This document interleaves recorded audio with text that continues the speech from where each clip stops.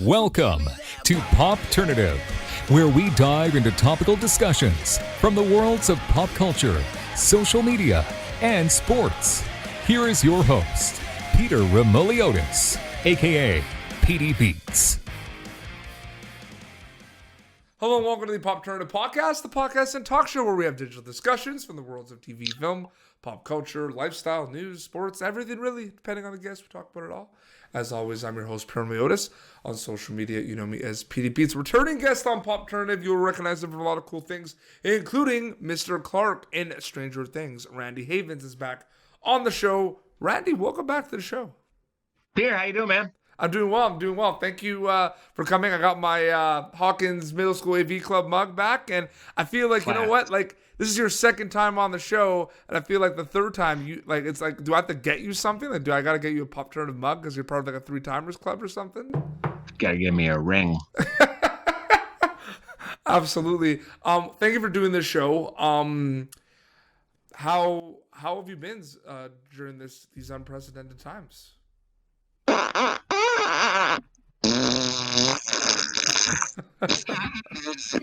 Yeah, I mean, not great, Pete. Not great. No, it's it's been a tough time. One cool thing though is Teenage Bounty Hunters kind of launched one of the shows during kind of like this pandemic time that was very popular. You were an episode of that show. I mean, that kind of just adds to your resume, but specifically your Netflix resume too, right, Randy? Yeah, exactly. Yeah.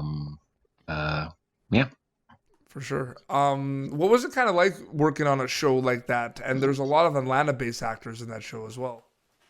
Yeah, it was awesome.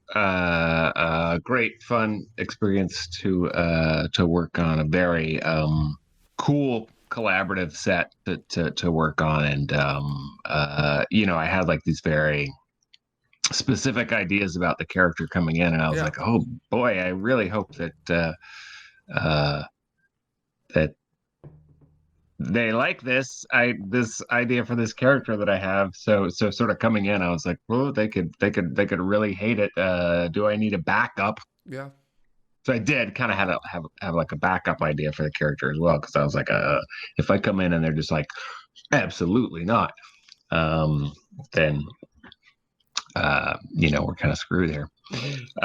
So yeah, I don't think I introduced the like character's like voice until like midway through the first day, because like first day was like stunt day. Mm-hmm. I was just like running up and down the street first thing in the morning, and then eventually like I had a line and I was like, hey, just gonna throw this out there, have an idea for how I want to like do this character. Can I just read some of his sides to you, and some of his lines from the script to you, and audition this voice for you? And they were like, yeah, sure. And I did it, and they liked it. And so I was like, oh, sheesh. Yeah. Do you still think that's kind of a misconception of the industry, Randy? I mean, people recognized you from Stranger Things and some other really cool films as well, and then they're like, oh yeah, we saw like Randy in Teenage Bounty Hunters. He probably just like, they just gave him the part. But like, I feel like people don't realize that like auditions, no matter what level you are, you know what I mean? Like, you still have to like audition for a show. I did not audition for this part. Well, my whole question is thrown out the trash right now. Thank you. Do you know what I mean though? Yes, yeah. I auditioned for parts are not just given around willy-nilly. I auditioned for several different characters on this show. And I couldn't do an audition, and or I couldn't do one of the later auditions because I was working on a film, and they were like, I like when I couldn't do that audition, like when I was sort of coming through and going like, hey, I can't do this audition, but I'll do anything on this show. I'll mop the floors on this show. I want to work on this show. And because I begged, the next I communication don't that want came to through spoil anything was for people, was an but offer for I don't this want to part. spoil things for people, but that show, Teenage Bounty Hunters, like a lot of the relationships and storylines in that show, like really surprise you that it goes a certain direction it goes. You know what I mean? Like I watched the show and like, you know what I'm talking about. You know what I mean? Yeah. Certain characters, relationships are kind of really like, oh snap! Like I really didn't see that coming. You know what I mean? Yeah, there's some jaw-dropping moments on that show for sure. Absolutely. Does it Not kind of not my character, obviously. no, definitely not your character. Does it excite you though? Like when we had you on the show last year, we kind of had you calm before the storm, before season 3 of Stranger Things kind of got launched in the summer and kind of took over the summer. And you predicted, if people look back, you were like, "Oh, it's going to be insane. It's going to take over the summer." You predicted it on Popternative. Does it excite you though? Because obviously, like season 4, you know, we don't know when it's coming, but it's coming. But does it excite you on social media? Because I've seen it. Like, hope we could see Mr. Clark. You know what I mean? And you can't comment on anything, obviously, but that must be a really cool feeling that your character has this kind of cool like following, so to speak. You know what I mean? Yeah. Yeah, obviously it's super fun to be a part of something that's so big, and to play a character that people enjoy seeing. Yeah, for sure. And what do you kind of think? I mean, I'm hoping we could see more Mr. Clark. I mean, you're like we got to see your garage in season 3, which was pretty fun. Yeah. Hopefully we see more short shorts. Yeah, no, I'm sure, I forgot about that. General question for you, Randy.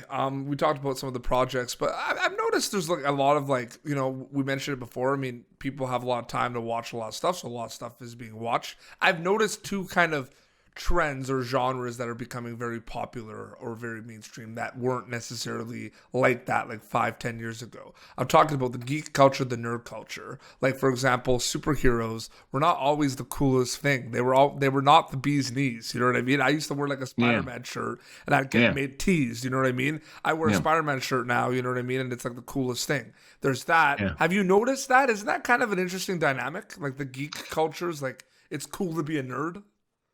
It is an interesting dynamic. I unfortunately I see a dark side to it as well. You can look at like what happened to with Brie Larson, where people were just like so anti like a female superhero that sort of there was this backlash amongst this nerd culture, and it was just like, what is going on? Like, it's like it's geek culture, like who are we, a bunch of nerds, to say that somebody can't do something, you Yeah. know? No, I agree. And horror movies. Horror movies. I'm a big horror movie fan. I find that genre is Same, just like yeah. it's insane right now. Yeah, I love horror movies. Yeah. I can give you like I have like I popturner.com, we just released an article, 31 horror movies to watch in October. So you can kind of Nice. watch one a day. And Yeah. you know, we put a lot in there, but there's a lot of new ones that people don't really know about that I think are excellent. You have your classics, obviously, but Yeah. that genre has just taken the world by storm, I feel. Yeah. Is there any kind of are there any that you've kind of watched lately that you really liked? Um I there's like I don't even like, it's got to be some kind of like subgenre within horror, right? That Yeah. like and I don't know what it's called. But It Follows, Yep. not brand new, obviously. Babadook Hmm. is those are like two of my more recent favorites, like just ones that I was obsessed with. I'm curious to see what you think of. We just there's a movie. It was part of IFC Midnight, and it's weird because it's a movie that they filmed it like 5 years ago. That came out in 2017. It's called Pledge, and it is excellent. Okay. And it's one of those movies too where like it's just like the acting in this movie is just insane. And these are just kind of like it was like a movie with a lot of unknowns. You know what I mean? They Hmm. went. It was an indie film. You know what I mean? Yeah. They did a GoFundMe, and it's just like the acting in this is just wild. You know what I mean? Like it's just crazy. And then like there's all these big blockbuster movies. Like that dynamic I feel like is nuts. That these horror movies now are not just the cheap jump scares and the gore. They have Yeah. characters that make you feel uncomfortable because the actors are able to kind of create that feeling for you. Yeah. Have you seen the movie Raw? Hmm. That's a good example. That movie has a scene in it that is so like it's like watching a train wreck in slow motion. Hmm. I'm just like screaming, and it wouldn't have happened had I not had such a connection to the lead character and like her journey and like watching her like take this step where I'm like, you can't come back from this. Like you are like this is it for you. Like Oh yeah. once you sort of like leap over this figurative cliff, like you can't come back from this. And I'm like, don't do it, don't do it, don't I do it. know. It's like it's one of those things too. Like a movie like that is like you literally your back probably hurts from like kind of leaning in a lot too, right? Like you're kind of leaning Yeah, in, being like, oh my right, god, oh my god, oh my right. god. You know Yeah, what I don't mean? do it, don't do it, don't do it, don't do it, don't do it, Yeah. don't do it, don't do it, don't do it. Stranger Things is not necessarily horror, but you can understand where people kind of get the horror. Like there are moments in it that can be borderline horror. Yeah, there's a monster Yeah, that absolutely. eat No, that but like no, eat but that I'm like talking. eats people. So I'm talking more like, for example, storylines with, we just interviewed Francesca Reali, who is in season 3, Uh-huh. and like her character with like kind of the body Heather. snatchers with Heather and Yeah. like the body snatchers kind of Uh-huh. storyline. Like that's Yeah. scary stuff. Like that, those scenes were like Yeah, pretty. sure. Yeah, Yeah, that was like a horror movie, pretty the much. upside down is a horrifying place. It's Yeah. very scary. No, but No, I I'm think that not talking about like the monsters. Obviously, you have that, right? But like you have like the characters that have these cynical faces that want to like that look like they're just gonna like kill you on the spot or like beat the hmm. crap out of you. You're like, what is going Yeah, on or with this yeah, person? yeah. I mean, she does, right? They Uh, kill her parents. Yeah, I know. Spoiler alert. I guess. um, what has been kind of the coolest thing that you've kind of also noticed about shows like Teenage Bounty Hunters?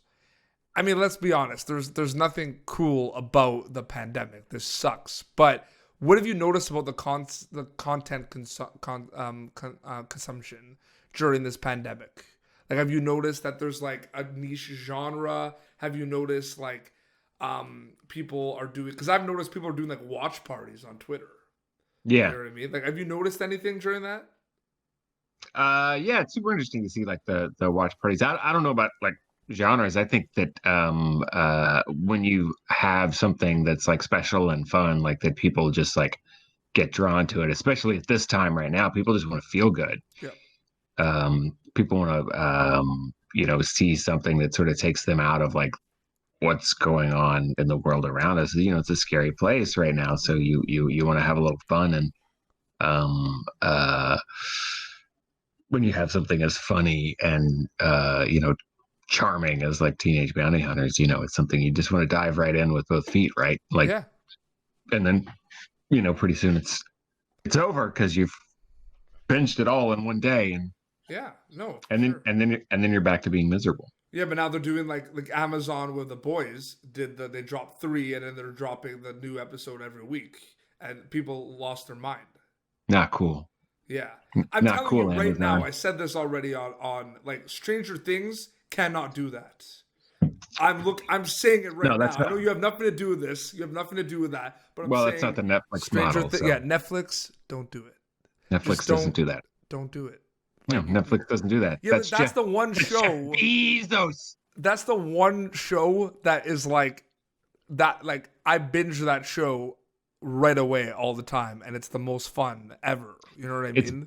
it's baked into the structure of the show. Yeah, for sure. Like And like you can't not binge Stranger Things. If you can somehow watch an episode of Stranger Things a week, like you should become a Navy SEAL or something because you have that's a the good way to put it. you have nerves of steel. Absolutely. Randy, thanks for catching up. Thank you for coming back on Peter! Popternative. Thanks for having me, buddy. This is youtube.com/Popternative. Previous episodes. Until next time, this is Randy Havens and Petey Beats signing off. Bye. Thank you for tuning in to Popternative. Make sure to check out our past episodes of Popternative on YouTube. Be sure to like Popternative on Facebook and follow us on Twitter. This has been an Autograph Communications production.